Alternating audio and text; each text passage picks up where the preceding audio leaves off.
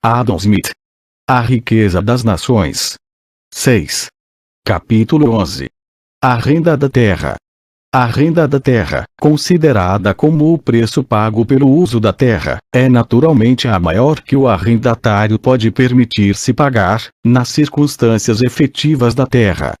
Ao ajustar as cláusulas do arrendamento, o dono da terra faz o possível para deixar ao arrendatário uma parcela da produção não superior ao que é suficiente para pagar ao arrendatário o capital do qual ele fornece as sementes, paga a mão de obra, compra e mantém o gado e outros instrumentos e dispositivos agrícolas, juntamente com o lucro normal do capital empregado, segundo a taxa vigente na região.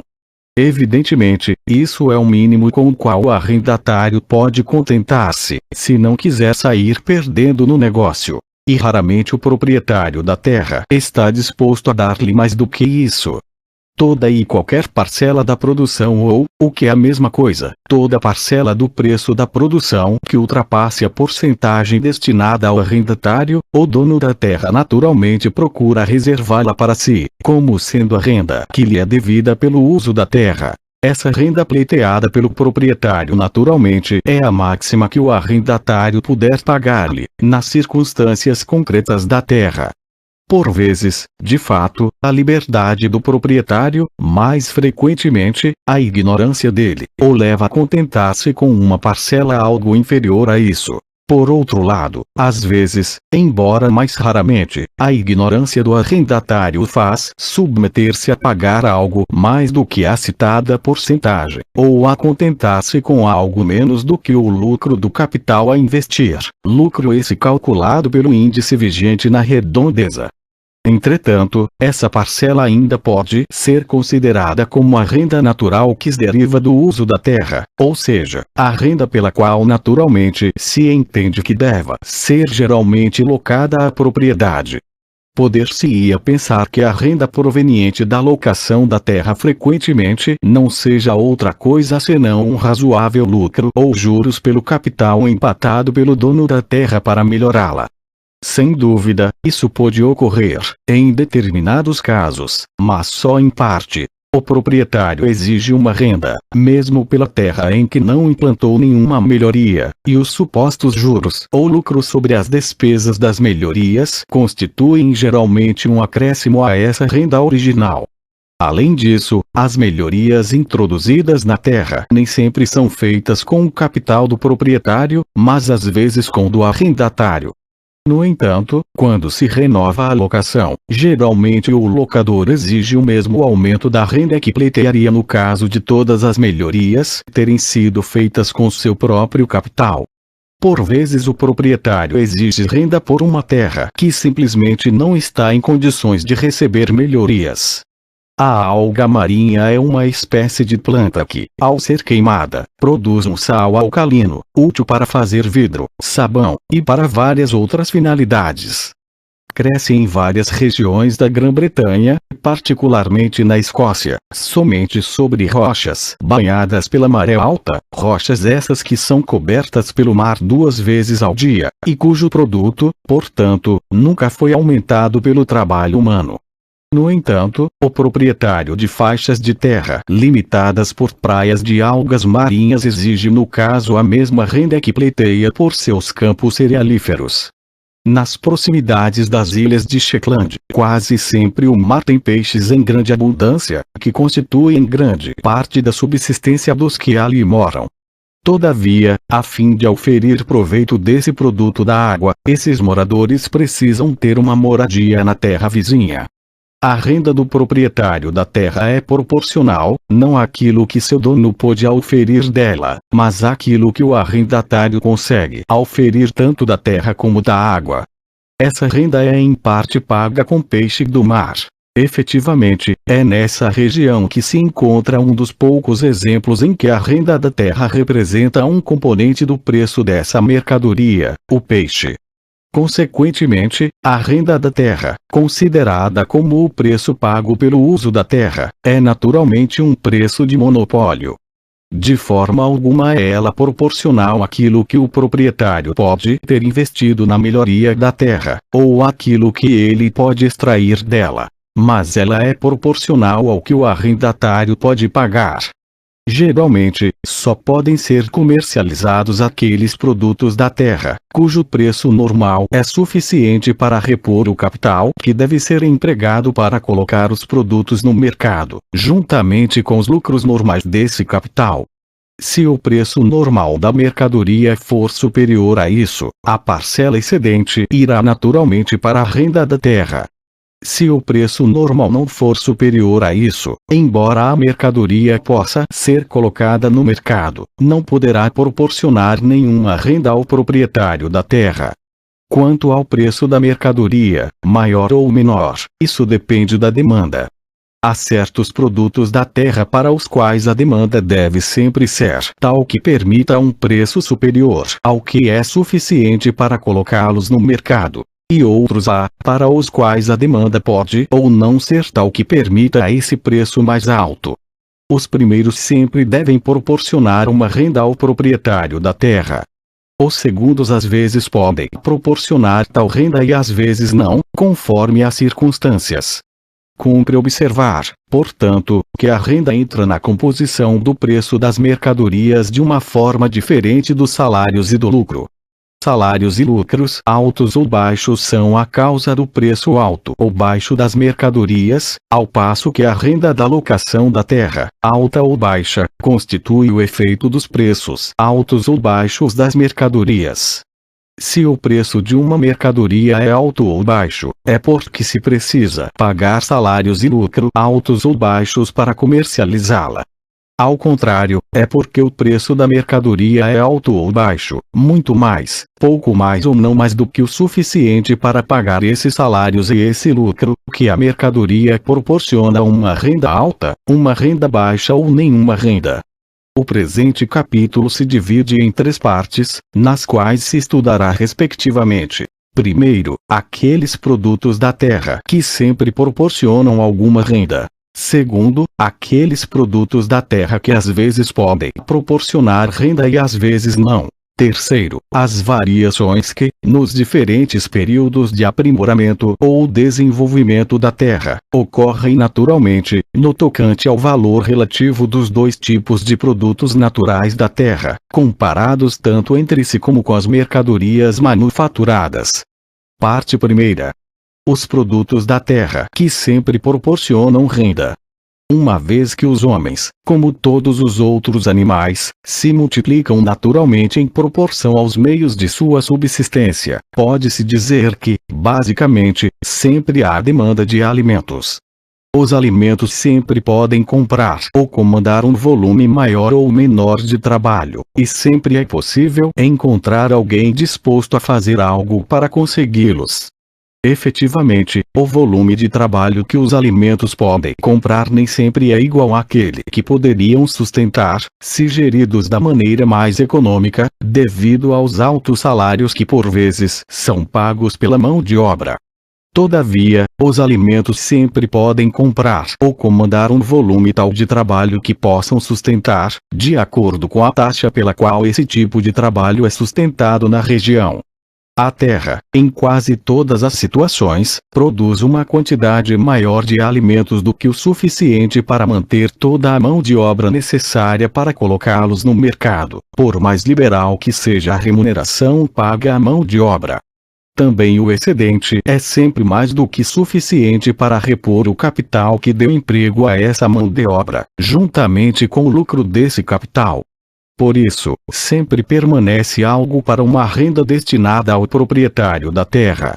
As charnecas mais desertas da Noruega e da Escócia produzem algum tipo de pastagem para o gado, cujo leite e cuja procriação são sempre mais do que suficiente, não somente para manter toda a mão de obra necessária para isso e para pagar o lucro normal do arrendatário ou do dono do rebanho, mas também para proporcionar alguma renda ao dono da terra.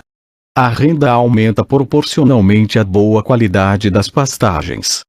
A mesma extensão de terra não somente mantém um número maior de cabeças de gado, senão que, pelo fato de esse gado ser mantido dentro de uma área menor, requer menos mão de obra para cuidar dele para fazer a coleta do produto. O proprietário da terra ganha de 2 maneiras. pelo aumento da produção e pela diminuição da mão de obra mantida com esta produção. A renda da terra varia não somente conforme a fertilidade, qualquer que seja seu produto, mas também de acordo com a sua localização, qualquer que seja a fertilidade. A propriedade localizada perto de uma cidade produz uma perda superior à que é proporcionada por uma terra da mesma fertilidade localizada no interior do país. Embora o cultivo de uma não requeira maior mão de obra ou trabalho do que o cultivo da outra, necessariamente o custo será maior no caso de ter que colocar no mercado gêneros alimentícios trazidos de uma região longínqua. Uma quantidade maior de trabalho, portanto, pode ser mantida fora dela, e o excedente do qual se tira o lucro do agricultor e a renda do proprietário deve ser diminuído. Mas, nos locais distantes do país, a taxa de lucro, como já se demonstrou, geralmente é maior do que nas proximidades de uma cidade grande. Por conseguinte, será menor também a porcentagem desse excedente diminuído que pertencerá ao dono da terra. As boas estradas, os canais e os rios navegáveis, por diminuírem as despesas de transporte, fazem com que as regiões mais longínquas do país possam aproximar-se mais do nível vigente nas proximidades de uma cidade. Sob esse aspecto, essas facilidades de transporte representam as maiores melhorias. Estimulam e encorajam o cultivo das regiões interioranas, que necessariamente representarão sempre a maior parte do país. Trazem vantagem à cidade, por quebrarem o monopólio do campo em suas proximidades. Acarretam vantagem até mesmo para aquela parte do campo. Embora introduzam algumas mercadorias concorrentes no mercado tradicional, abrem muitos mercados novos para sua produção. Além disso, o monopólio representa um grande inimigo para a boa administração, a qual só pode ser implantada em toda parte em consequência daquela concorrência livre e geral que obriga todos a recorrerem a ela em sua própria defesa. Não faz mais de 50 anos que alguns condados perto de Londres pleitearam ao parlamento que não permitisse prolongar as grandes estradas com pedágio até os condados mais longínquos do país. Alegavam que, devido ao baixo preço da mão de obra vigente nessas regiões mais afastadas, esses condados teriam a possibilidade de vender sua forragem e seus cereais no mercado de Londres a preço mais baixo do que seus próprios, reduzindo com isso suas rendas e arruinando sua agricultura. No entanto, suas rendas aumentaram e sua agricultura se aprimorou, desde essa época. Um campo de cereais de razoável fertilidade produz uma quantidade muito maior de alimento humano do que a melhor pastagem de igual extensão. Embora seu cultivo exija muito mais trabalho, é também muito maior o excedente que resta, após repostas as sementes e mantida toda a mão de obra. Por isso, se nunca se julgasse que uma libra peso de carne de açougue valesse mais do que uma libra de pão, esse excedente maior seria em toda parte de valor maior, e constituiria um fundo maior tanto para o lucro do arrendatário quanto para a renda do proprietário. Parece ter ocorrido isso em toda parte, nos rudes primórdios da agricultura. Efetivamente, os valores relativos desses dois alimentos, o pão e a carne de açougue, diferem muito nos diversos períodos da agricultura. Nos rudes primórdios da agricultura, as regiões agrestes, destituídas de qualquer melhoria, que nesse estágio ocupam a maior parte do país, estão totalmente abandonadas ao gado. Há mais carne de açougue do que pão, e por isso é em torno do pão que encontramos a maior concorrência, o que faz subir seu preço. Segundo o LOA, em Buenos Aires, há 40 ou 50 anos, o preço normal de um boi escolhido num rebanho de 200 ou 300 cabeças era de R$4, ou seja, 21 pence e meio esterlino. O LOA não diz nada sobre o preço do pão, provavelmente porque não havia notado nada de especial quanto a isso. Diz ele que um boi em Buenos Aires custava pouco mais do que o trabalho de pegá-lo no pasto. Ao contrário, em toda parte o cultivo do trigo requer muito trabalho, e num país localizado na região do Rio da Prata, naquela época, o caminho direto da Europa para as minas de prata de Potosí, o preço da mão de obra em dinheiro não podia ser muito baixo. É diferente quando o cultivo de cereais cobre a maior parte do país. Nesse caso, há mais pão do que carne de açougue. A concorrência concentra-se na carne, sendo que então o preço dela ultrapassa o do pão. Além disso, à medida que o cultivo se amplia, as regiões agrestes sem melhorias tornam-se insuficientes para suprir a demanda de carne de açougue. Grande parte das terras cultivadas precisa ser utilizada para criar e engordar gado, cujo preço, portanto, deve ser suficiente para pagar não somente a mão de obra exigida, mas também a renda que teria o dono da terra e o lucro que teria o locatário utilizando a terra para cultivo. O gado criado nas charnecas menos cultivadas, ao ser colocado no mercado, é vendido ao mesmo preço que o gado criado nas terras mais cuidadas, se seu peso e a qualidade forem os mesmos. Os proprietários dessas charnecas tiram proveito disso e oferem a renda de sua terra em proporção com o preço de seu gado. Não faz mais de um século que nas regiões montanhosas da Escócia, a carne de açougue era tão barata ou até mais barata que o próprio pão feito de farinha de aveia. A União abriu o mercado da Inglaterra ao gado das montanhas escocesas. Seu preço comum hoje é aproximadamente 3 vezes superior ao do início do século, sendo que as rendas de muitas propriedades das montanhas triplicam ou quadruplicam no mesmo espaço de tempo. Atualmente, quase em toda a Grã-Bretanha, uma libra-peso da melhor carne de açougue vale geralmente mais do que 2 libras-peso do melhor pão branco, e em anos de abundância, vale às vezes 3 ou 4 libras-peso. É assim que, com a continuidade dos melhoramentos, a renda e o lucro das pastagens não melhoradas vêm a ser regulados, até certo ponto, pela renda e pelo lucro daquelas que tiveram melhoria e, em ambos os casos, pela renda e pelo lucro dos trigais. O trigo se colhe uma vez ao ano. A carne de açougue é um produto que requer, para seu aproveitamento, 4 ou 5 anos. Já que, portanto, um acre de terra produzirá uma quantidade muito menor de um tipo de alimento do que do outro, a inferioridade da quantidade deve ser compensada pela superioridade do preço. Se fosse mais do que compensada, seria maior a quantidade de terras para trigo que se transformaria em pastagem. E se não fosse compensada, uma parte das terras utilizadas como pastagem voltaria a ser empregada para o plantio de trigo. Todavia, essa igualdade entre a renda e lucro das pastagens e a renda e lucro dos trigais, da terra cujo produto imediato é o alimento para o gado, e da terra cujo produto imediato é o alimento humano, ocorre somente na maior parte das terras bem cuidadas de uma grande região.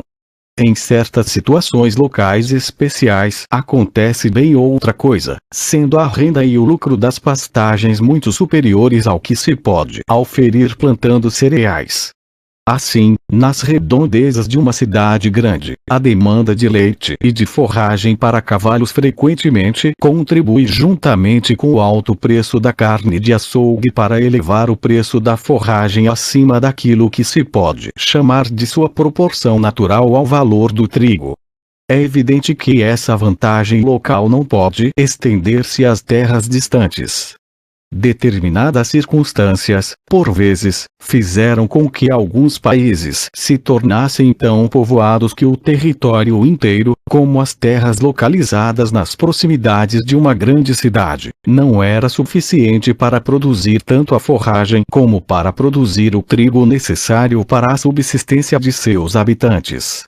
Por esta razão, suas terras eram empregadas sobretudo na produção de forragem, a mercadoria mais volumosa, que além disso não se pôde facilmente fazer vir de grandes distâncias, sendo que os cereais, alimentos da grande parte do povo, eram importados de países estrangeiros.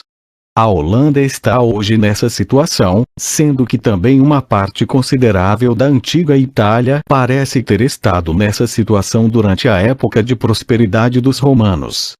Segundo nos refere Cícero, o velho Catão dizia que dar boas pastagens para o gado era a primeira coisa, e a mais rentável, na administração de uma propriedade particular. Dar pastagens razoáveis ao gado era a segunda, e dar más pastagens era a terceira. Arar a terra, para ele, estava apenas em quarto lugar, no tocante ao lucro e às vantagens. Efetivamente, na parte da antiga Itália localizada nas proximidades de Roma, o cultivo da terra parece ter sido muito pouco estimulado pelas distribuições de trigo feitas com frequência ao povo, gratuitamente ou a preço extremamente baixo.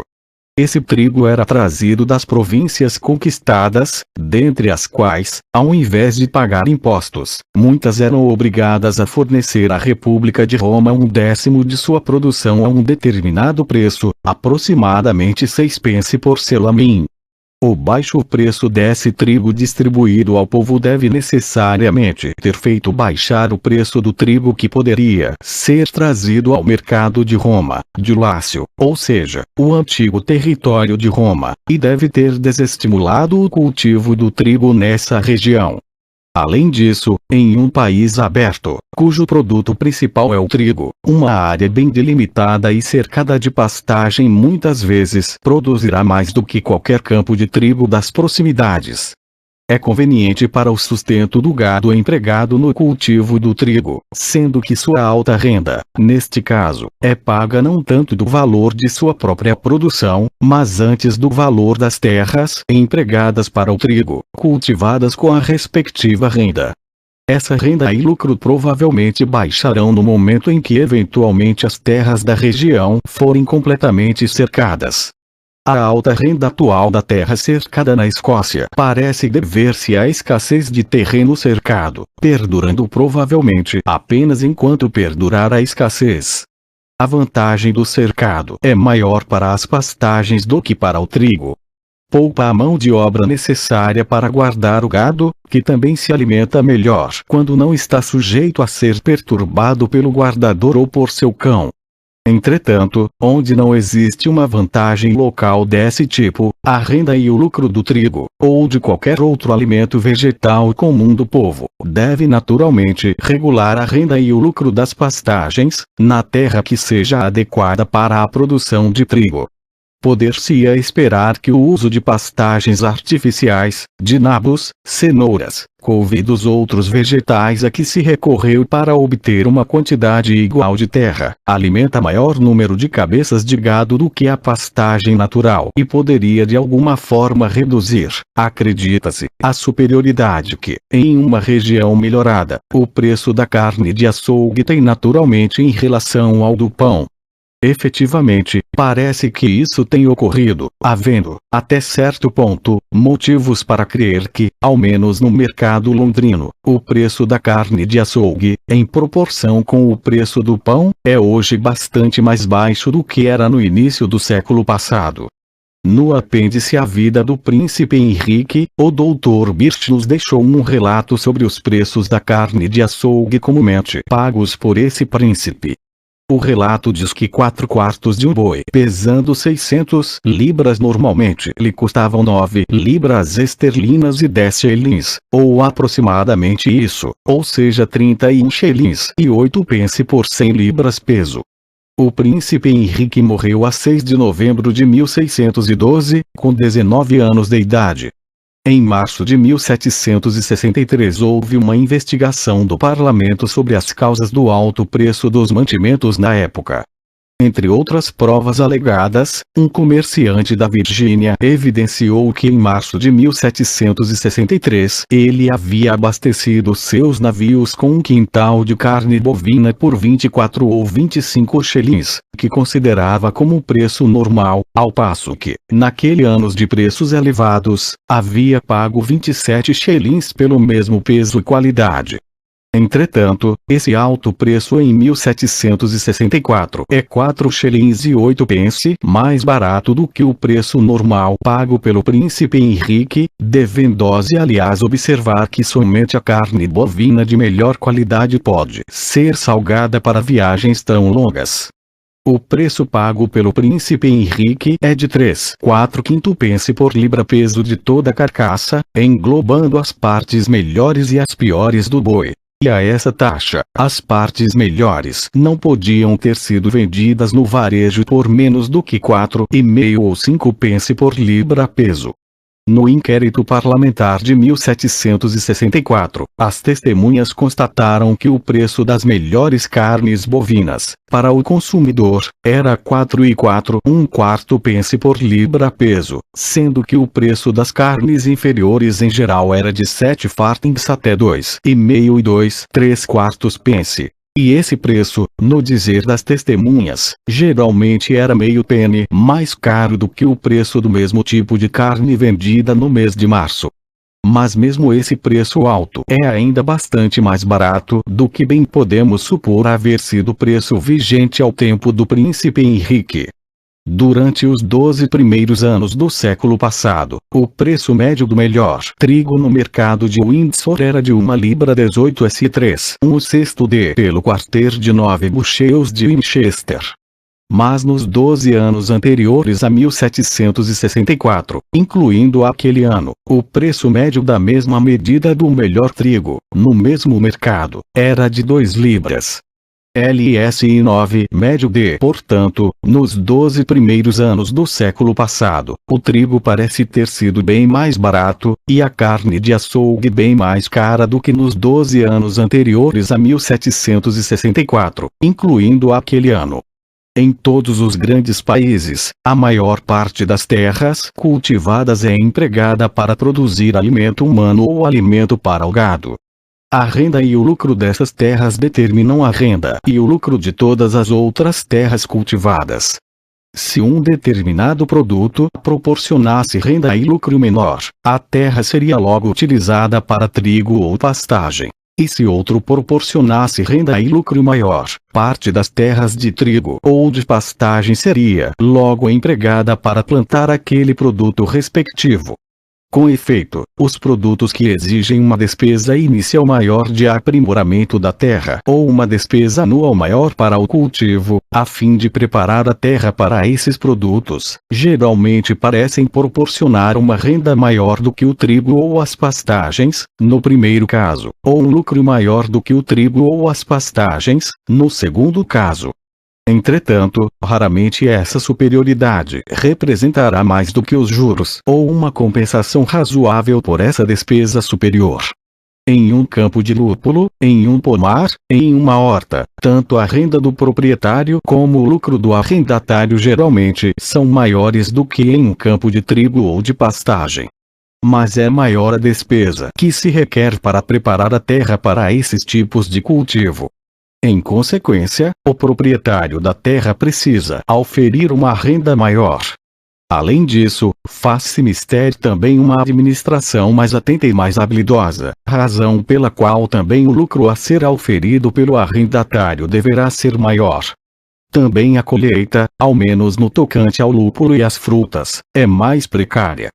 Portanto, o seu preço, além de compensar todas as perdas ocasionadas, deve proporcionar algo semelhante ao lucro do seguro. A situação econômica dos horticultores, geralmente pouco propícia e sempre modesta, convence-nos de que sua grande engenhosidade geralmente não é muito bem recompensada. Sua agradável arte é praticada por tantas pessoas ricas, como lazer, que pouca vantagem podem oferir os que se dedicam a essa ocupação para ganhar dinheiro, uma vez que as pessoas que por natureza seriam seus melhores clientes produzem para si mesmas o melhor desse tipo de produtos. Ao que parece, a vantagem auferida de tais melhorias pelo dono da terra nunca foi maior do que o suficiente para compensar as despesas originais para implantá-las. Na agricultura antiga, depois dos vinhedos, uma horta bem irrigada parece ter sido a parte da propriedade que supostamente dava produtos mais valiosos. Todavia, Demócrito, que escreveu sobre agricultura há mais ou menos 2000 anos, e que foi considerado pelos antigos como um dos pais desse tipo de cultivo, opinava não ser grande negócio cercar e manter uma horta. Diz ele que o lucro não compensa a despesa de um muro de pedras. Além disso, os tijolos, dizia ele, suponho eu, tijolos cozidos ao sol, se estragavam com a chuva e as intempéries do inverno, exigindo reparos contínuos. Columela, que divulga esse parecer de Demócrito, não o contesta, mas propõe um método muito simples para cercado com uma cerca de sarça e urzes, a qual, baseando-se em sua experiência, afirma ser uma cerca duradoura e intransponível. Mas esse método não era conhecido na época de Demócrito, ao que parece.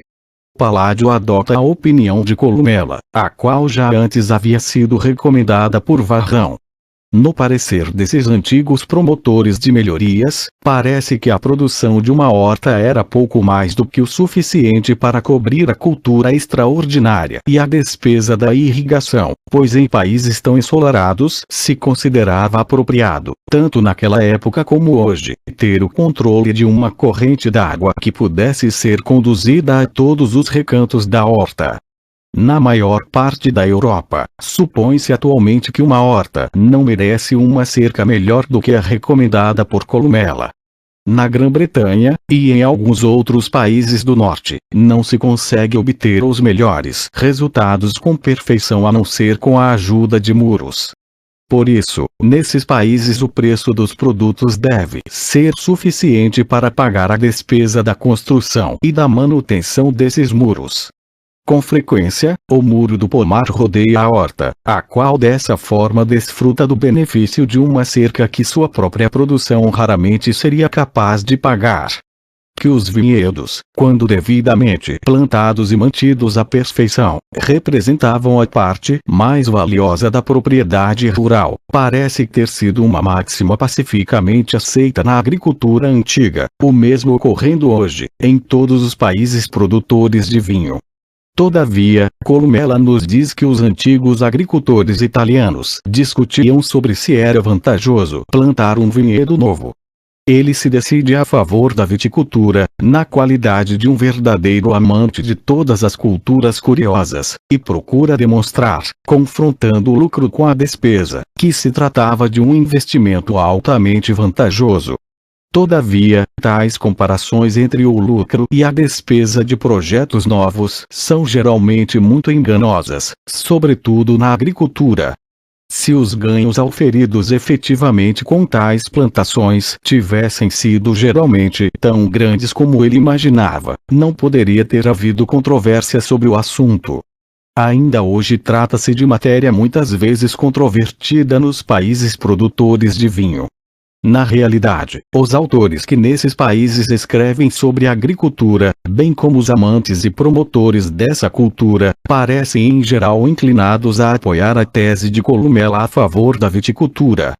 Na França, a preocupação dos proprietários dos vinhedos velhos em evitar o plantio de novos parece favorecer essa opinião, indicando também uma consciência, naqueles que devem ter a devida experiência, de que esse tipo de cultura é, no momento, no respectivo país, mais rentável do que qualquer outra.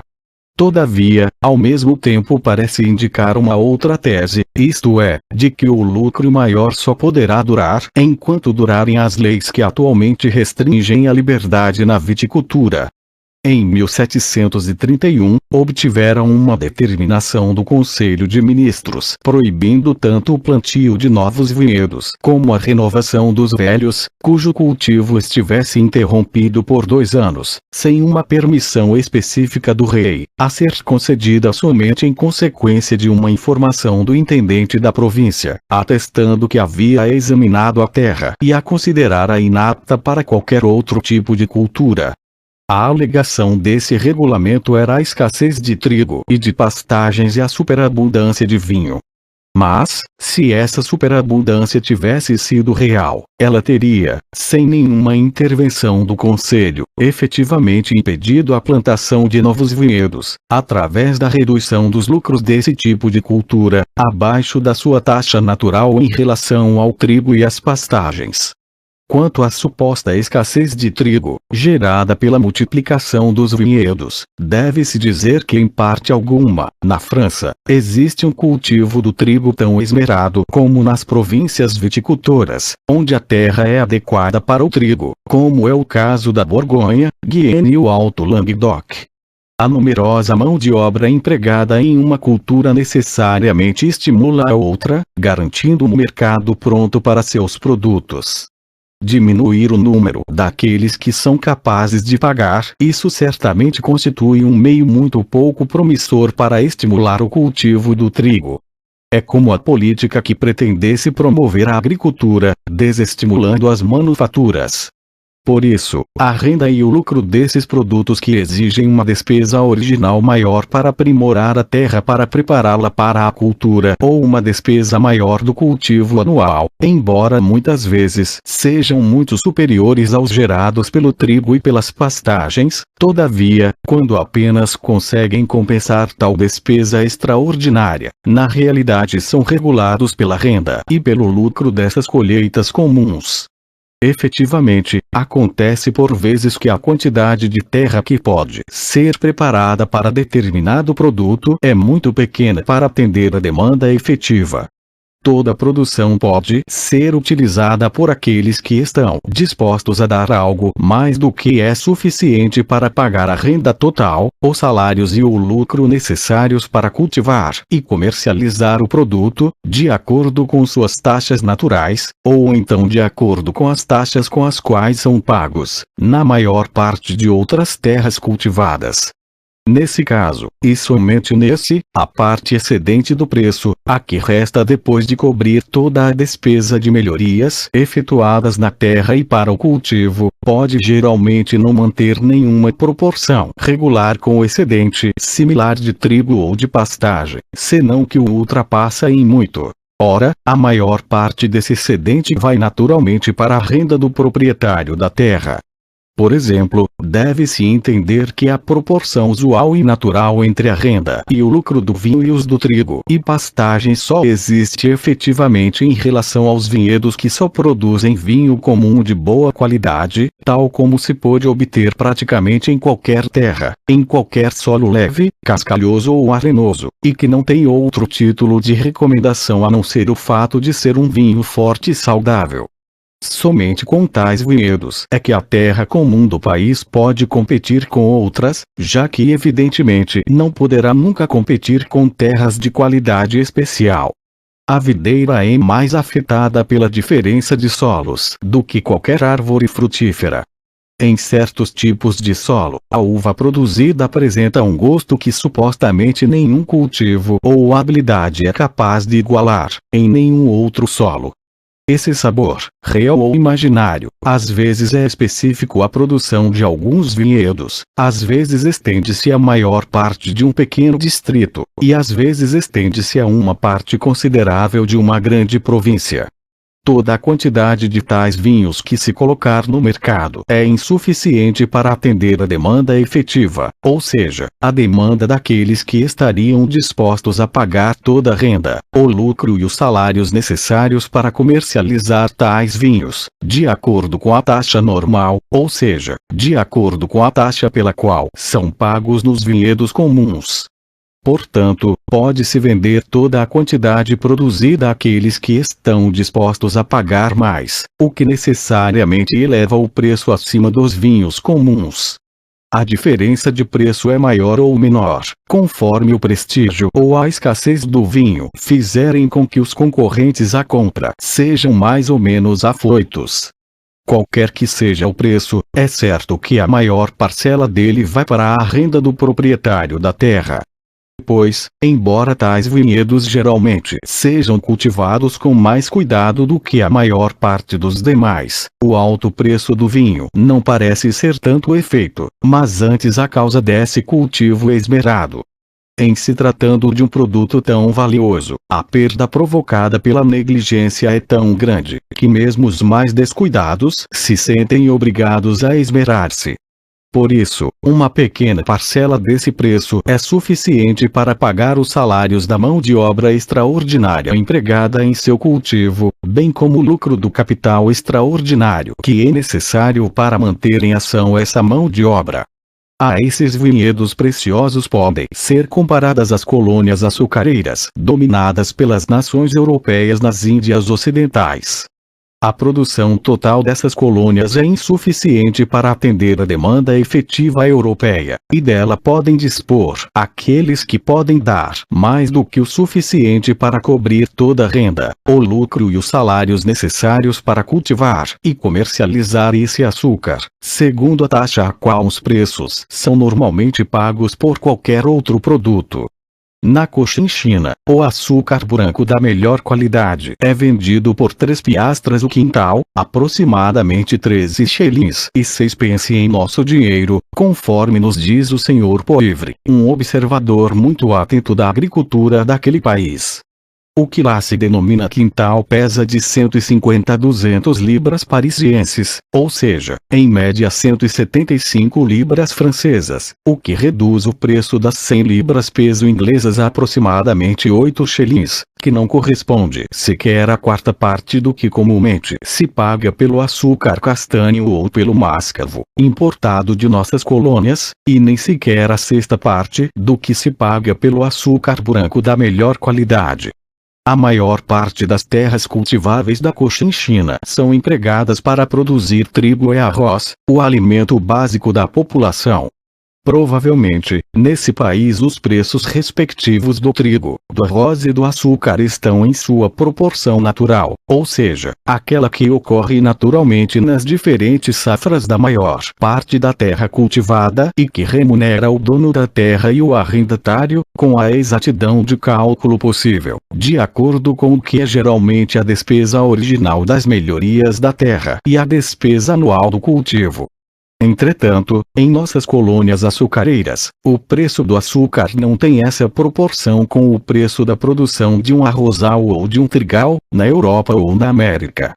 Costuma-se dizer que um plantador de cana-de-açúcar espera que a aguardente e o melaço cubram a despesa integral do cultivo e que o açúcar seja lucro líquido em sua totalidade. Se isto for verdade, pois não pretendo afirmá-lo taxativamente, é como se um cultivador de trigo esperasse custear as despesas do seu cultivo com o debulho e a palha, e que o grão constituísse um lucro total. Com frequência, vemos sociedades de comerciantes em Londres e em outras cidades comerciais comprarem terras devolutas em nossas colônias açucareiras, terras essas que esperam melhorar e cultivar com lucro, através de seus feitores e representantes. Não obstante a grande distância e o retorno incerto, em razão das precárias condições de funcionamento da justiça nesses países. Ninguém tentará aprimorar e cultivar da mesma forma as terras mais férteis da Escócia, da Irlanda, ou as províncias tritícolas da América do Norte, mesmo sabendo-se que, sob o ponto de vista do bom funcionamento da justiça em tais países, poder-se-ia esperar retornos mais normais. Nos estados da Virgínia e Maryland, prefere-se o cultivo do tabaco, como sendo mais rentável que o dos cereais. O tabaco poderia ser cultivado com vantagem na maior parte da Europa. Todavia, em quase todos os países europeus, o tabaco se tornou o principal alvo de taxação e se supôs que cobrar um imposto de cada propriedade do país na qual o produto viesse a ser cultivado seria muito mais difícil do que cobrar um imposto único na importação do produto, nos postos alfandegários. Essa é a razão pela qual se tomou a absurda decisão de proibir o cultivo do tabaco na maior parte da Europa, o que necessariamente confere uma espécie de monopólio aos países em que é permitida a cultura do tabaco, sendo que a Virgínia e o Maryland produzem a maior quantidade, beneficiando-se em larga escala dessa vantagem, embora tenham alguns concorrentes. Todavia, a cultura do tabaco não parece ter sido tão vantajosa como a da cana-de-açúcar. Nunca ouvi sequer falar de alguma plantação de tabaco que tivesse sido aprimorada e cultivada com o capital de comerciantes residentes na Grã-Bretanha, sendo que as nossas colônias cultivadoras de tabaco não mandam para a Inglaterra esses plantadores ricos que com frequência nos vêm das nossas ilhas açucareiras. Embora, devido à preferência dada nessas colônias ao cultivo do tabaco em relação ao do trigo, possa parecer que a demanda efetiva europeia de tabaco não está plenamente atendida, provavelmente essa demanda está mais bem atendida do que no caso do açúcar. E embora o preço atual do tabaco seja provavelmente mais do que suficiente para cobrir toda a renda, o lucro e os salários exigidos para o cultivo e a comercialização do produto, de acordo com a taxa a qual eles são normalmente pagos nas terras de cultivo de trigo, o preço atual do fumo não deve estar muito acima do preço atual do açúcar. Em consequência, os nossos plantadores de tabaco têm demonstrado o mesmo receio em relação ao excesso de fumo no mercado que os proprietários de vinhedos na França têm em relação à superabundância de vinho. Por uma decisão da Assembleia, limitaram seu cultivo a 6.000 pés de tabaco, que supostamente produzirão 1.000 libras de tabaco, para cada negro entre 16 e 60 anos de idade. O negro, calculam eles, além dessa quantidade de tabaco consegue cultivar 4 acres de trigo indiano. Além disso, para evitar que o mercado fique supersaturado em anos de abundância, às vezes queimavam uma certa quantidade de tabaco para cada negro, conforme nos conta o Dr. Douglas. Suponho que ele tenha sido mal informado, da mesma forma como se diz terem feito os holandeses com referência às especiarias. Se há efetivamente a necessidade de recorrer a tais métodos violentos para manter o atual alto preço do tabaco, a maior vantagem dessa cultura em relação ao cultivo do trigo, se é que ainda existe, provavelmente não terá longa duração. É dessa maneira que a renda da terra cultivada, na qual se produz alimentos para o homem, regula a renda da maior parte das outras terras cultivadas.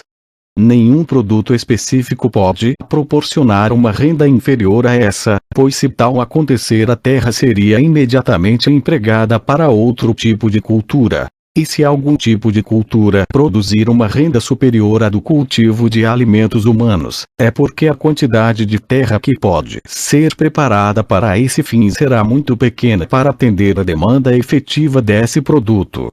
Na Europa, o trigo é o produto principal da terra que serve imediatamente como alimento humano. Excetuadas certas situações específicas, é a renda da triticultura na Europa que regula a renda de todas as outras terras cultivadas. A Grã-Bretanha não precisa invejar nem os vinhedos da França nem os olivais da Itália. Exceto em determinadas situações, o valor desses é regulado pelo valor do trigo, no qual a fertilidade da Grã-Bretanha não é muito inferior a desses dois países. Se, em algum país, o alimento vegetal normal e favorito da população fosse tirado de uma planta cuja terra mais comum, com o mesmo ou mais ou menos o mesmo cultivo, produzisse uma quantidade muito maior do que a produzida pela terra mais fértil para trigo, seria necessariamente muito maior a renda do proprietário, ou seja, a quantidade excedente de alimento que restaria para o arrendatário, após pagar a mão de obra e repor o capital do proprietário juntamente com os lucros normais deste. Qualquer que fosse a taxa normal pela qual esta mão de obra fosse remunerada no respectivo país, esse excedente maior sempre poderia manter um contingente maior de mão de obra, e consequentemente possibilitaria ao dono da terra a compra de um contingente maior de trabalho. Necessariamente seriam muito maiores o valor real de sua renda, seu poder e autoridade reais, seu controle sobre os artigos necessários e convenientes para a vida, que o trabalho de outras pessoas poderia proporcionar-lhe. Um arrozal produz uma quantidade maior de alimento que o mais fértil campo de trigo. Com efeito, segundo se afirma, a produção normal de um acre de terra de arroz dá 2 colheitas por ano, com a produção de 30 a 60 bucheos cada uma. Embora, portanto, o cultivo do arroz requeira mais trabalho, é muito maior seu excedente, depois de paga toda essa mão de obra. Por isso, nos países cultivadores de arroz, em que este é o alimento vegetal comum e favorito da população, e onde os cultivadores se mantêm sobretudo com o arroz, o proprietário da terra deverá obter uma parcela maior desse excedente maior do que nos países que se dedicam à triticultura. Na Carolina, onde, como em outras colônias britânicas, os plantadores são ao mesmo tempo os proprietários da terra e os cultivadores, e onde, portanto, a renda se confunde com o lucro, o cultivo do arroz se mostra mais rendoso do que o do trigo, ainda que os arrozais produzam apenas uma colheita anual, e embora, devido à prevalência dos costumes europeus, o arroz não seja, naquele país, o alimento vegetal comum e favorito da população. Um bom arrozal é um pantanal em todas as estações do ano, e em uma das estações é um pantanal coberto de água. Ele não é adequado nem para o cultivo do trigo, nem para pastagens ou vinhedos, nem, na realidade, para qualquer outro produto vegetal de grande utilidade para o homem. Em contrapartida, as terras adequadas para esses produtos não são para o cultivo do arroz. Por isso, mesmo nos países cultivadores de arroz, a renda proporcionada pelas terras de arroz não pode determinar a renda de outras terras de cultivo, as quais nunca poderão ser empregadas para o cultivo de arroz. O alimento produzido por um campo de batatas não é inferior em quantidade ao produzido por um arrozal, e é muito superior ao que é produzido por uma plantação de trigo. 12.000 libras peso de batatas, produzidas por um acre de terra, tão normal como uma produção de 2.000 libras peso de trigo. Com efeito, a comida ou alimento sólido que se pode extrair dessas duas plantas de forma alguma é proporcional a seu peso, devido à natureza aquosa das batatas. Supondo, porém, que a metade do peso dessa raiz é constituída de água, margem muito grande, temos que um acre de batatas ainda produz 6.000 libras peso de alimento sólido, ou seja, 3 vezes a quantidade produzida por um acre de trigo. O cultivo de um acre de batatas acarreta uma despesa inferior à de um acre de trigo, já que o alqueire que geralmente precede a semeadura do trigo mais do que compensa o lavrar da terra e outros cuidados sempre indispensáveis para o cultivo da batata. Se algum dia essa planta tuberosa viesse a se tornar em alguma região da Europa, como o arroz em alguns países, o alimento vegetal comum e favorito da população, de maneira a ocupar a mesma proporção de terra agriculturável que a ocupada atualmente pelos cereais para a alimentação humana, a mesma quantidade de terra cultivada manteria um número muito maior de pessoas, e alimentando-se geralmente os trabalhadores com batatas, sobraria um excedente maior, após repor todo o capital e pagar toda a mão de obra empregada no cultivo. Maior seria também a parcela desse excedente que pertenceria ao dono da terra. A população se tornaria mais densa, e as rendas aumentariam muito mais do que atualmente.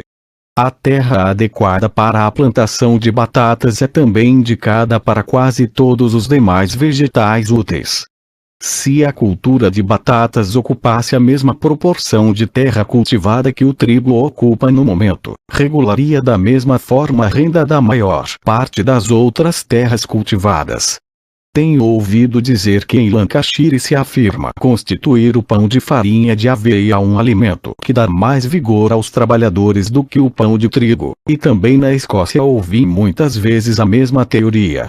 Entretanto, tenho alguma dúvida a respeito da veracidade dessa tese.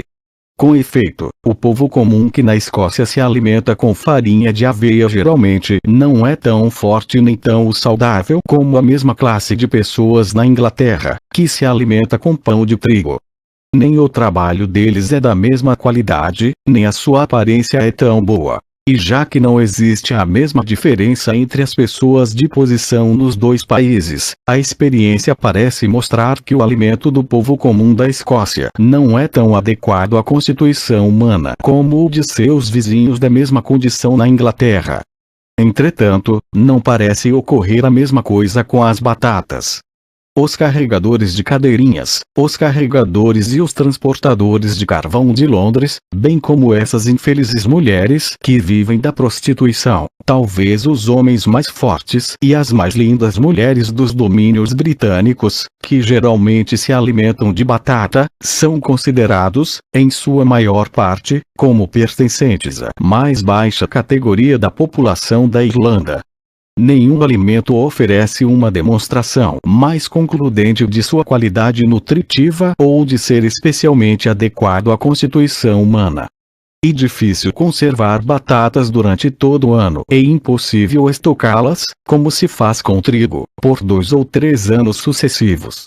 O medo de não se conseguir vendê-las antes de apodrecerem desestimula o seu cultivo, constituindo talvez esse o obstáculo principal para que a batata se tome um dia, em algum grande país, o alimento vegetal básico de todas as classes da população, como ocorre com o trigo.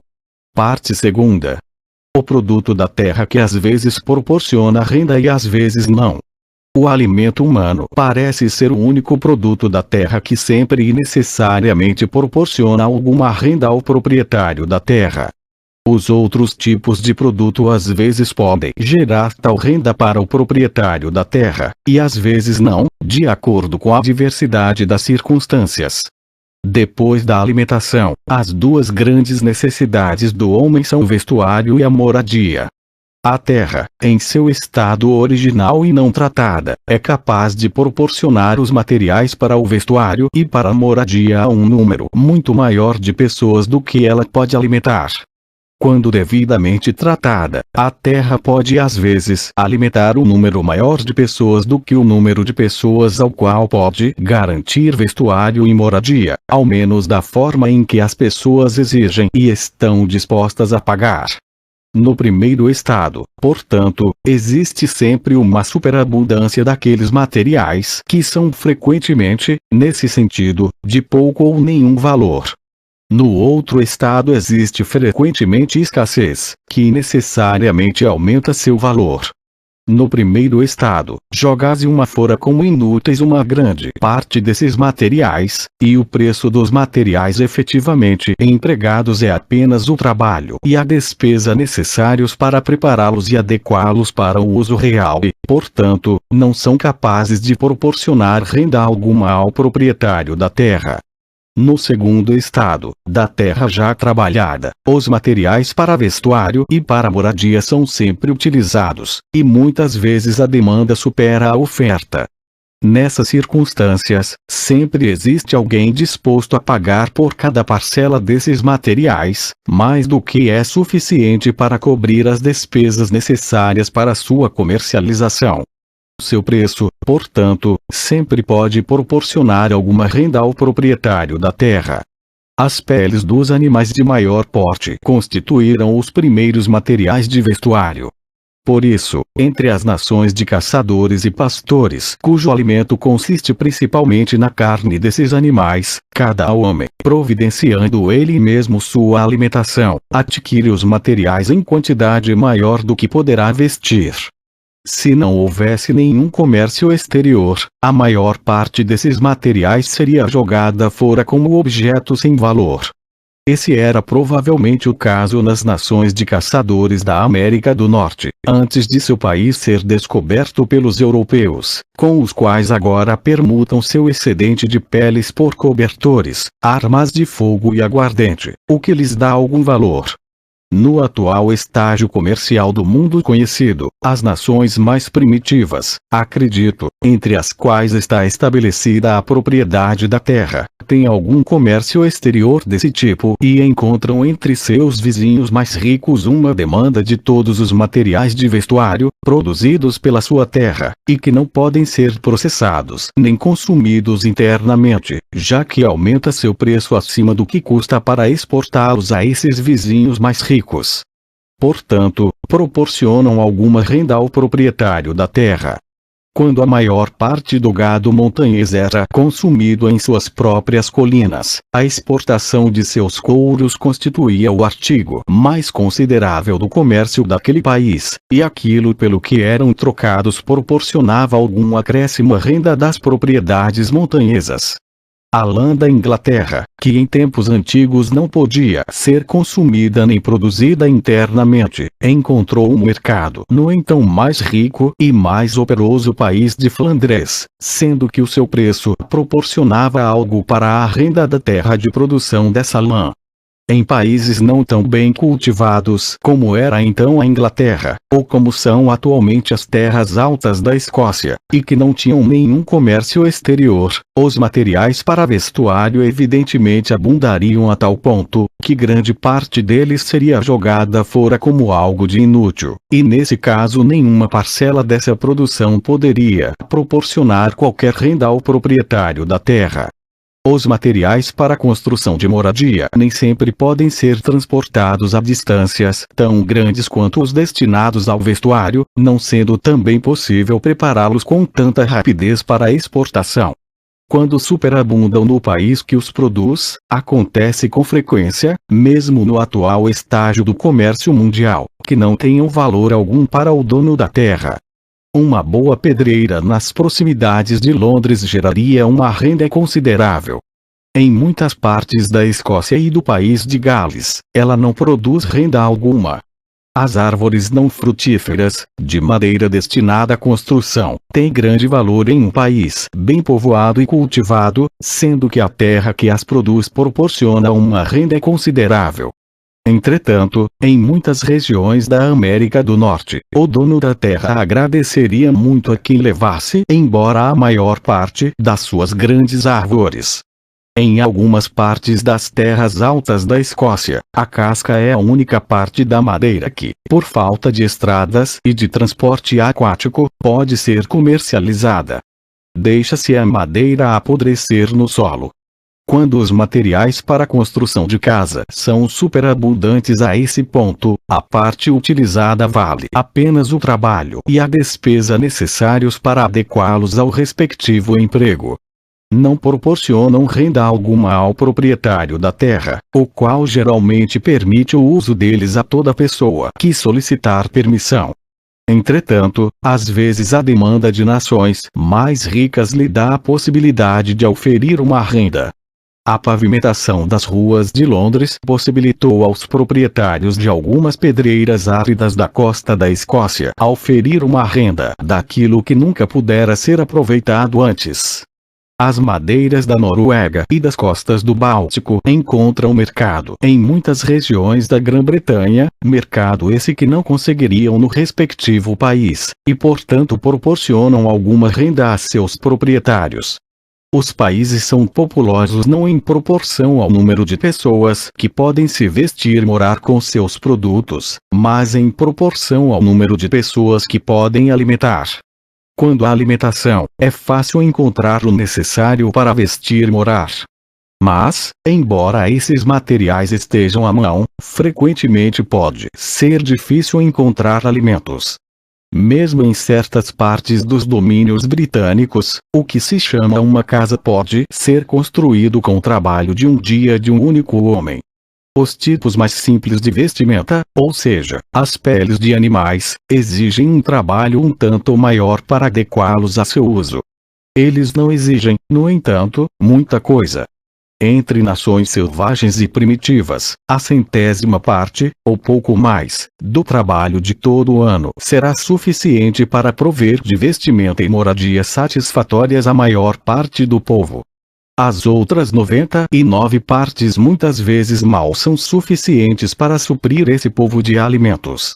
Entretanto, quando, em razão do aprimoramento e do cultivo da terra, o trabalho de uma família é capaz de produzir alimentos para duas, basta o trabalho da metade da sociedade para prover de alimentos o país inteiro. A outra metade da população, portanto, ou ao menos a maior parte dela, pode ser empregada em produzir outras coisas ou para atender a outras necessidades ou caprichos da humanidade. Os objetos principais para satisfazer a maior parte dessas necessidades e caprichos são representados pelo vestuário e pela moradia, pelos móveis domésticos e pelo que é chamado de equipamentos. O rico não consome mais alimento do que seu vizinho pobre. Pode haver muita diferença na qualidade, sendo que para escolher e preparar essa melhor qualidade pode ser necessário mais trabalho e arte. Mas, no que tange à quantidade, é quase a mesma coisa. Compare-se, porém, a grande mansão e o grande guarda-roupa do rico com o casebre e os poucos trapos do pobre, e se notará que a diferença no vestuário e no mobiliário da casa é quase tão grande em quantidade quanto em qualidade. O desejo de alimento é limitado em cada um pela restrita capacidade do estômago humano. Mas o desejo de comodidades e de artigos ornamentais para a casa, do vestuário, dos pertences familiares e da mobília parece não ter limites ou fronteiras definidas. Por isso, aqueles que dispõem de mais alimentos do que a quantidade necessária para seu consumo, sempre estão dispostos a trocar o excedente, ou seja, o que é a mesma coisa, o preço deles, por gratificações desse outro tipo.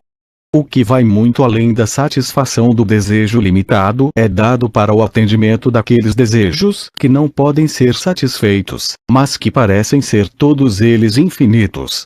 Os pobres, para obter alimento, esforçam-se por atender a esse capricho dos ricos e, para ter mais certeza de conseguir esse objetivo, porfiam entre si para manter o baixo preço e a perfeição de seu trabalho.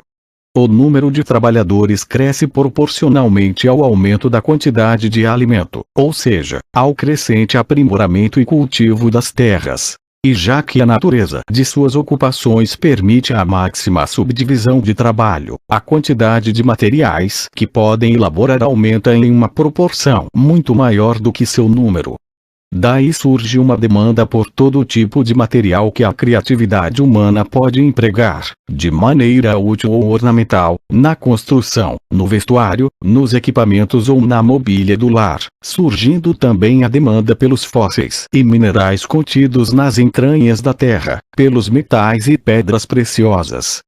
Dessa forma, o alimento não é somente a fonte original da renda, mas qualquer outra parte do produto da terra que depois proporciona renda, deriva essa parcela de seu valor do aperfeiçoamento das forças de trabalho na produção de alimento através do aprimoramento e do cultivo da terra.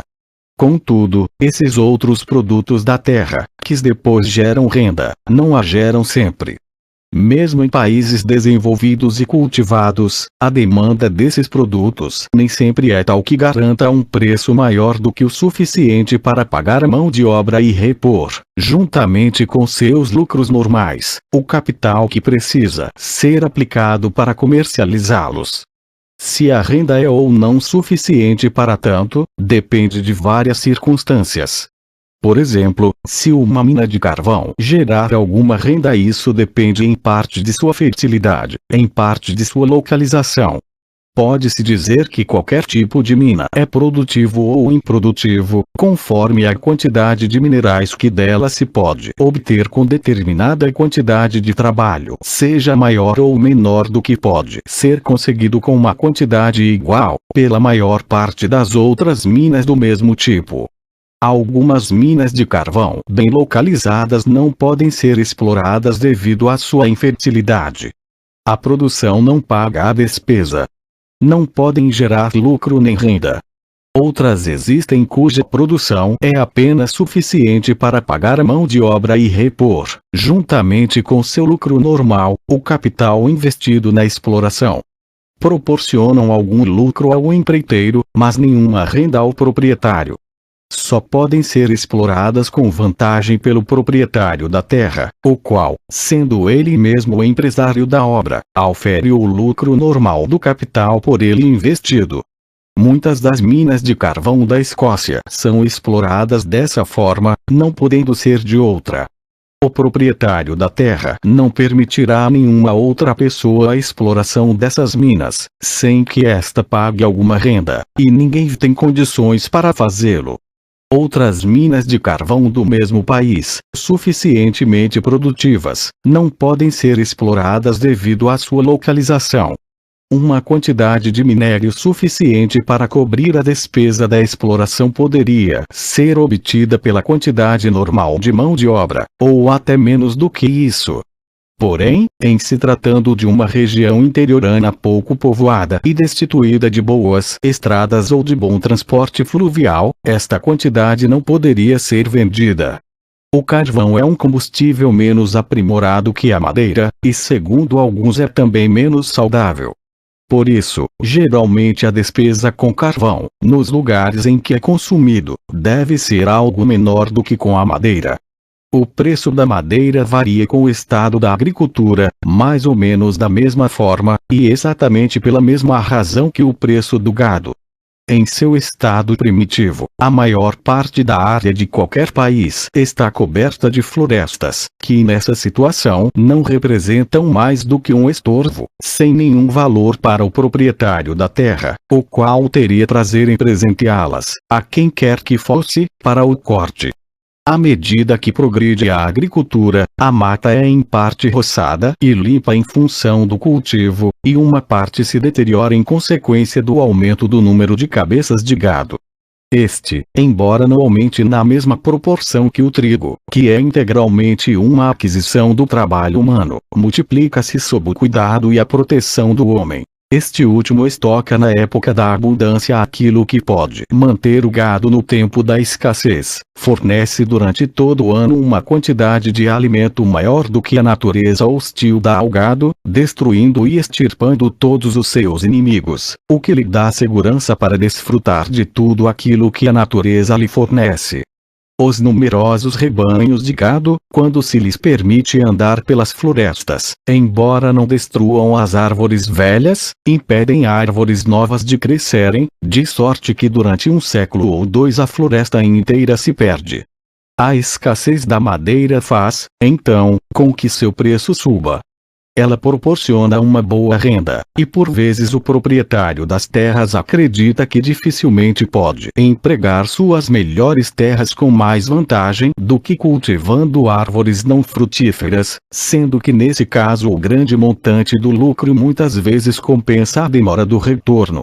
Este parece ser, mais ou menos, o estágio atual em que nos encontramos, em várias regiões da Grã-Bretanha, regiões essas nas quais se constata que o lucro que se tira das florestas é o mesmo que se aufere da cultura do trigo ou das pastagens. A vantagem que o proprietário da terra usufrui das florestas em parte alguma pode ser maior, ao menos durante um período considerável, do que a renda que pode auferir do cultivo do trigo ou das pastagens. E numa região do interior altamente cultivada, muitas vezes não ficará muito abaixo dessa renda. Com efeito, na costa marítima de um país bem cultivado, se o carvão pode ser usado como combustível, às vezes pode ser mais barato trazer madeira de construção de países estrangeiros menos cultivados, do que cultivar a madeira no próprio país. Na nova cidade de Edimburgo, construída nesses poucos anos, talvez não haja uma única peça de madeira escocesa. Qualquer que seja o preço da madeira, se o do carvão é tal que a despesa do fogo de carvão é quase igual ao obtido com madeira, podemos estar certos de que, nesse lugar, e em paridade de circunstâncias, o preço do carvão é o mais alto possível.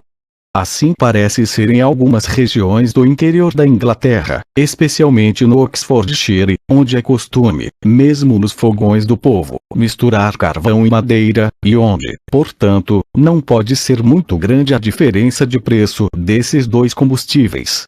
Nos países em que abunda o carvão, o custo desse combustível em toda parte está muito abaixo desse preço mais alto.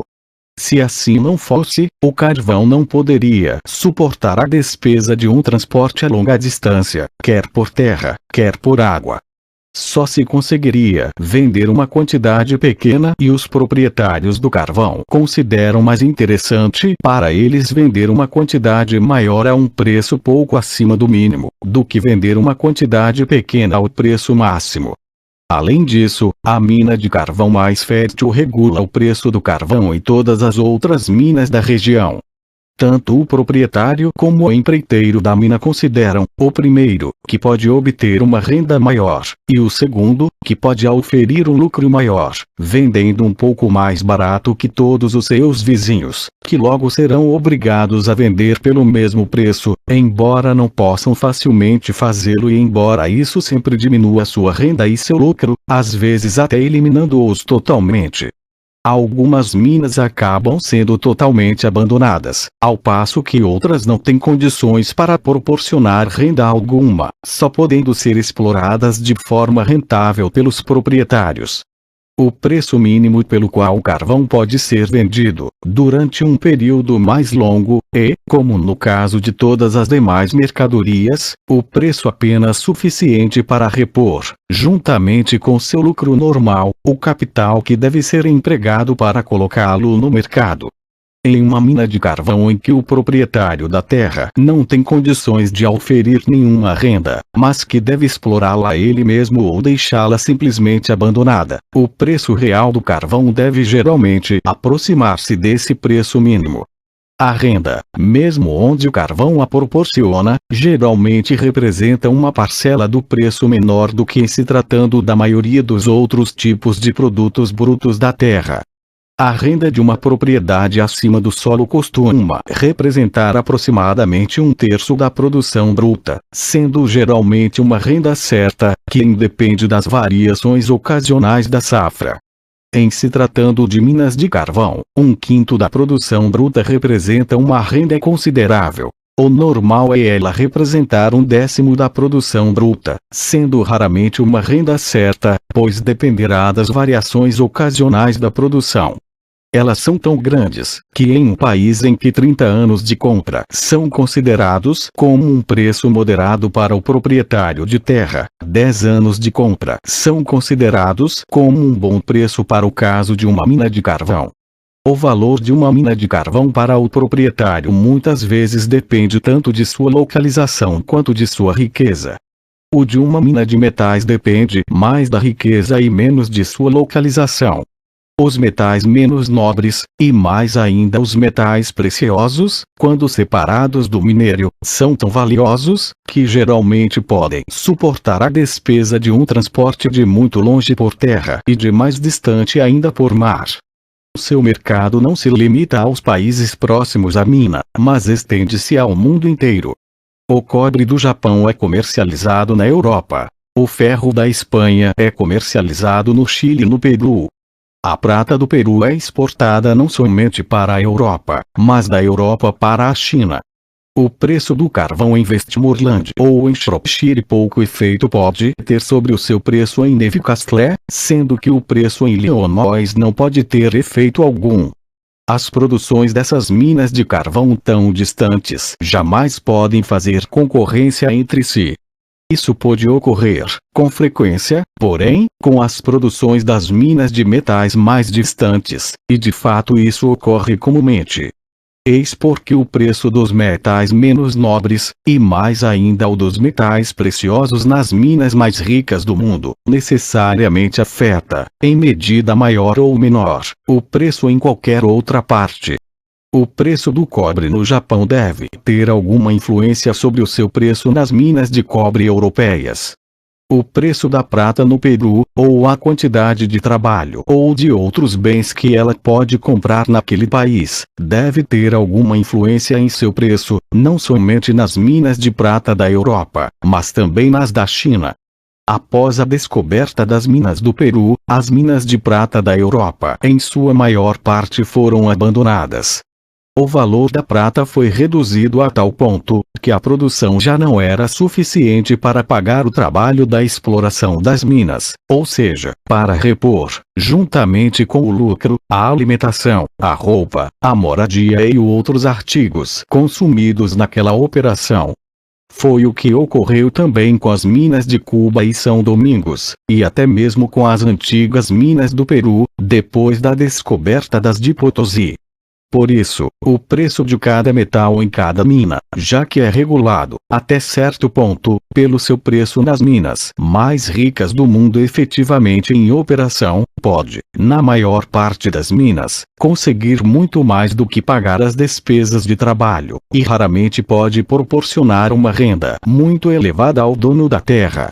Portanto, ao que parece, na maior parte das minas a renda da terra representa uma pequena parcela no preço dos metais menos nobres, e uma parcela ainda menor do preço dos metais preciosos. Em ambos os casos, a mão de obra e o lucro representam a maior parte do preço. Como nos diz o reverendo Sr. Borlace, vice-diretor das minas de estanho, no caso de minas de estanho da Cornualha, as mais ricas que se conhecem no mundo todo, a renda média proporcionada representa a sexta parte da produção bruta. Algumas delas, afirma ele, proporcionam uma renda maior, e em outras a renda não é tão elevada. Também em várias minas muito ricas de chumbo da Escócia, a renda da terra representa a sexta parte da produção bruta. Segundo nos referem Frazier e Ulloa, nas minas de prata do Peru o proprietário muitas vezes não consegue outra garantia a não ser o compromisso de que vai processar o minério em sua usina, pagando-lhe a gratificação ou o preço normal de processamento. Com efeito, até 1736, o imposto pago ao rei da Espanha era de 1/5 da prata padrão, o que até então podia ser considerado como a renda real da maior parte das minas de prata do Peru, as maiores e mais ricas que se conheciam no mundo. Se não tivesse havido o imposto, esse 1/5 naturalmente teria pertencido ao dono da terra, e ter-se-ia podido explorar muitas minas que permaneceram inativas, por não poderem pagar esse imposto. Supõe-se que o imposto pago ao Duque de Cornualha sobre o estânio era de mais de 5%, ou seja, 1/20 do valor. E qualquer que possa ser sua proporção, naturalmente ela pertenceria ao dono da mina, se o estânio fosse isento de imposto. Se porém somarmos 1/20 com 1/6, constataremos que a renda média integral das minas de estânio da Cornualha estava para a renda média integral das minas de prata do Peru como 3 está para 12. Atualmente, porém, as minas de prata peruanas não têm sequer condições para cobrir essa baixa renda, sendo que, em 1736, o imposto sobre a prata caiu de 1/5 para 1/10. Mesmo esse imposto sobre a prata é mais tentador para o contrabando do que o imposto de 1/20 sobre o estanho. Ora, o contrabando deve ser muito mais fácil de ser praticado com metais preciosos do que com mercadorias volumosas. Afirma-se, portanto, que o imposto devido ao rei da Espanha é muito sonegado, ao passo que o devido ao Duque de Cornualha geralmente é pago. É provável, pois, que a renda represente uma parcela maior do preço nas minas de estânio mais ricas, do que do preço da prata nas minas de prata mais ricas do mundo. Após repor o capital investido na exploração das diversas minas, juntamente com seu lucro normal, a parcela que resta para o proprietário, ao que parece, é maior nos metais menos nobres do que nos metais preciosos. Também o lucro dos empreiteiros das minas de prata do Peru não costuma ser muito grande.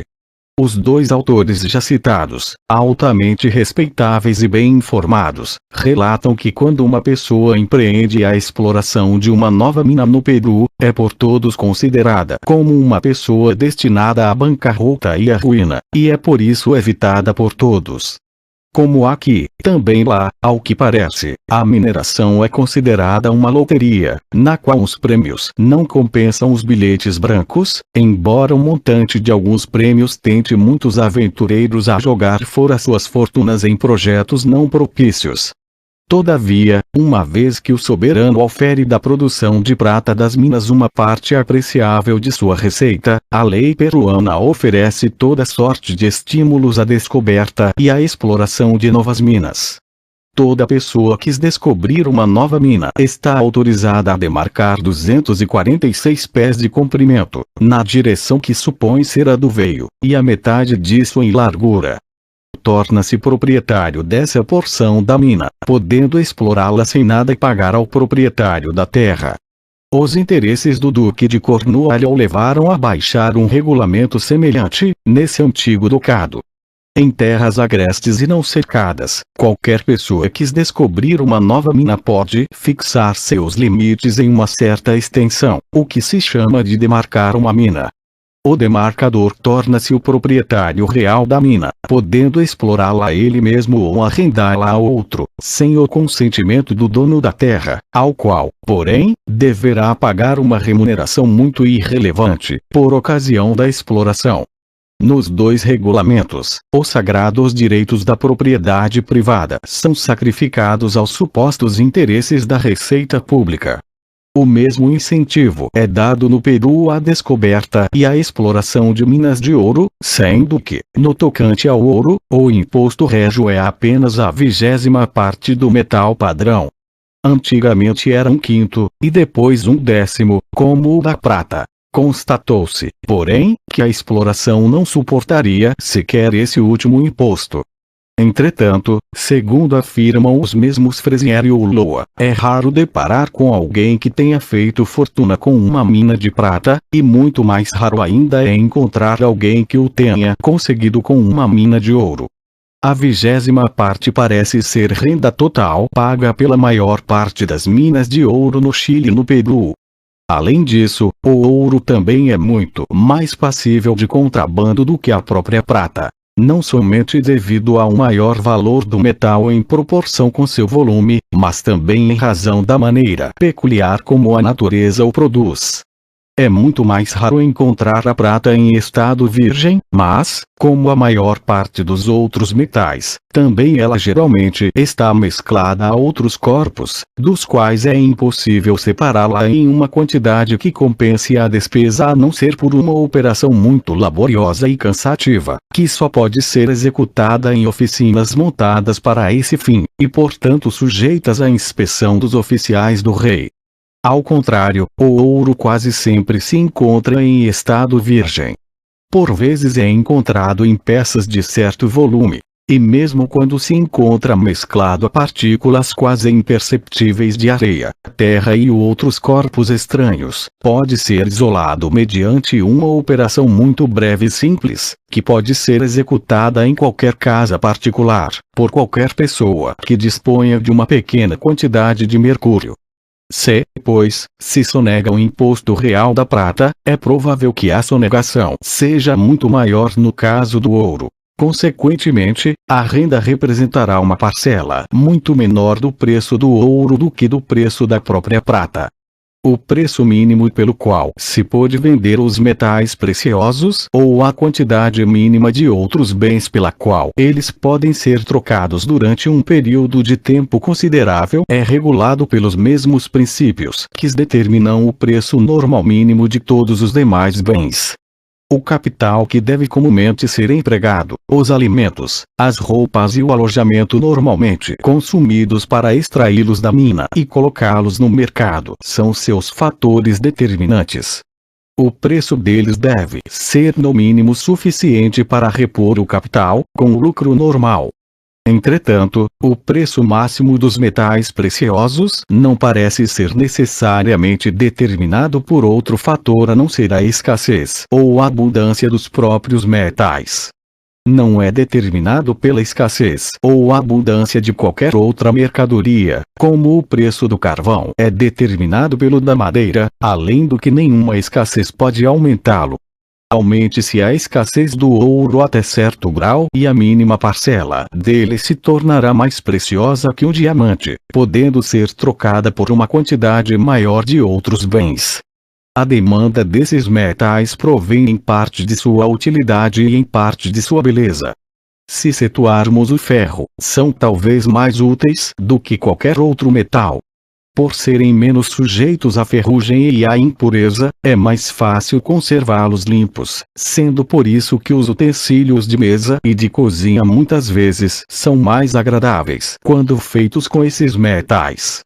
Um caldeirão de prata é mais limpo e higiênico do que o de chumbo, cobre ou estanho, e a mesma característica tornaria um caldeirão de ouro ainda melhor do que o de prata. O mérito principal dos metais preciosos, porém, reside em sua beleza, que os torna particularmente indicados para ornamentos do vestuário e do mobiliário. Nenhuma pintura ou tintura é capaz de dar uma cor tão esplêndida quanto uma douração. O mérito de sua beleza é grandemente realçado pela sua escassez. Para a maior parte das pessoas ricas, o prazer principal da riqueza consiste na ostentação dessa riqueza, que a seus olhos nunca é totalmente completa, como quando são vistas pelos outros como possuidoras daquelas marcas decisivas de opulência, que ninguém mais, a não ser elas, possuem. Aos olhos dos ricos, o mérito de um objeto que de certa forma seja útil ou belo é altamente realçado pela sua raridade ou pelo grande trabalho que se requer para juntar uma quantidade considerável dele, trabalho esse que ninguém tem condições de pagar, a não ser eles. Os ricos desejam comprar tais objetos a um preço mais alto que coisas muito mais belas e úteis, porém mais comuns.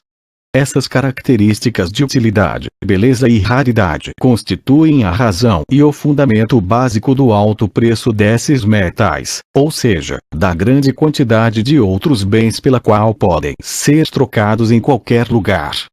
Esse valor foi anterior e independente de terem sido empregados como moeda e foi a qualidade que os levou a tal emprego. O emprego, no entanto, ocasionando nova demanda e diminuindo quantidade que poderia ser empregada de qualquer outra maneira, pode ter, posteriormente, contribuído para manter ou aumentar seu valor. A demanda de pedras preciosas provém totalmente da sua beleza. Não têm utilidade, mas servem como ornamentos, sendo que o mérito de sua beleza é grandemente realçado pela sua raridade, ou seja, pela dificuldade e despesa para extraí-las da mina. Por conseguinte, na maior parte dos casos, os salários e o lucro perfazem o seu alto preço quase na sua totalidade. A renda surge no preço, mas com uma parcela mínima. Frequentemente, nenhuma. Somente as minas mais ricas proporcionam uma renda considerável. Quando Tavernier, um joalheiro, visitou as minas de diamantes de Golconda e Vizipour, foi informado de que o soberano do país, para cujo benefício as minas eram exploradas, havia ordenado o fechamento de todas elas, excetuadas as que forneciam as pedras maiores e mais preciosas. As outras, ao que parece, não compensavam ao proprietário sua exploração.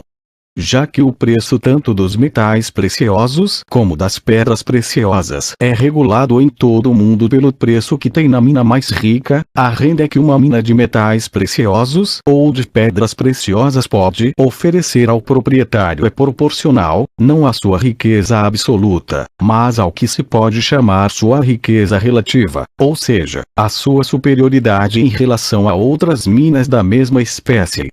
Se fossem descobertas novas minas, tão superiores quanto as de Potosí, como estas eram superiores àquelas da Europa, o valor da prata poderia degradar-se tanto a ponto de mesmo as minas de Potosí não serem dignas de exploração. Antes da descoberta das Índias Ocidentais Espanholas, as minas mais ricas da Europa podem ter dado a seus proprietários uma renda tão grande como as que as minas mais ricas do Peru proporcionam atualmente. Embora a quantidade de prata fosse muito menor, possivelmente talvez pudesse ser trocada por uma quantidade igual de outros bens, e a parcela do proprietário poderia ter-lhe possibilitado comprar ou comandar uma quantidade igual de mão de obra ou de mercadorias. O valor, tanto da produção quanto da renda, o rendimento real que proporcionavam, tanto ao público quanto ao proprietário, deveriam ter sido os mesmos. As minas mais abundantes de metais preciosos ou de pedras preciosas pouco poderiam acrescentar à riqueza do mundo. Um produto cujo valor principal deriva de sua raridade é necessariamente desvalorizado por sua abundância. uma baixela de prata e os outros frívolos ornamentos de vestuário e mobiliário poderiam ser comprados por uma quantidade menor de trabalho ou por uma quantidade menor de mercadorias. E nisso consistiria a única vantagem que o mundo poderia auferir dessa abundância. A situação é outra em se tratando de propriedades acima do solo. O valor de sua produção e da renda da terra é proporcional à sua fertilidade absoluta e não à sua fertilidade relativa. A terra que produz uma certa quantidade de alimentos, material de vestuário e moradia sempre pode alimentar, vestir e alojar certo número de pessoas. E qualquer que seja a porcentagem que fica para o proprietário da terra, sempre ela tem condições de oferecer-lhe um controle proporcional do trabalho daquelas pessoas e das mercadorias com as quais aquele trabalho pode supri-los. O valor das terras mais estéreis não é diminuído pela proximidade das terras mais férteis. Pelo contrário, é geralmente aumentado por ela. O grande número de pessoas mantidas pelas terras férteis proporciona um mercado para muitas partes da produção das terras estéreis, que jamais teriam podido encontrar entre aqueles que sua própria produção poderia manter. Tudo aquilo que aumenta a fertilidade da terra na produção de alimentos aumenta não somente o valor das terras nas quais se implantam aprimoramentos, mas contribui igualmente para aumentar o valor de muitas outras terras, criando uma nova demanda de sua produção. Aquela abundância de alimentos da qual, em consequência do aprimoramento da terra, muitas pessoas dispõem além do que elas próprias podem consumir, constitui a grande causa da demanda dos metais preciosos e das pedras preciosas, bem como de quaisquer outras comodidades e ornamentos de vestuário, moradia, mobiliário e demais equipamentos. O alimento não somente constitui a parte principal das riquezas do mundo, mas é a abundância de alimentos que confere a parcela principal de valor a muitos outros tipos de riqueza. Os habitantes pobres de Cuba e de São Domingos, ao serem descobertos pelos espanhóis, costumavam usar pequenas peças de ouro como ornamento dos cabelos e de algumas peças de sua roupa. Pareciam dar-lhes o mesmo valor que nós daríamos a quaisquer pequenos seixos de beleza pouco mais que anormal, considerando-as como algo que paga apenas o trabalho de apanhá-las, mas que não se pensaria em recusar a quem os pedisse. Davam-nas aos seus hóspedes recém-chegados, ao primeiro pedido, não dando a impressão de pensarem que estavam dando algum presente de valor.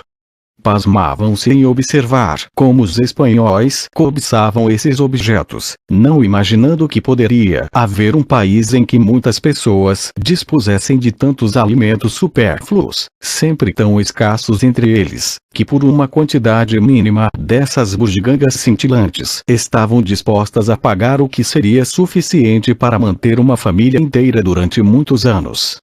Se tivessem podido compreender isso, a sofreguidão dos espanhóis não lhes teria causado surpresa.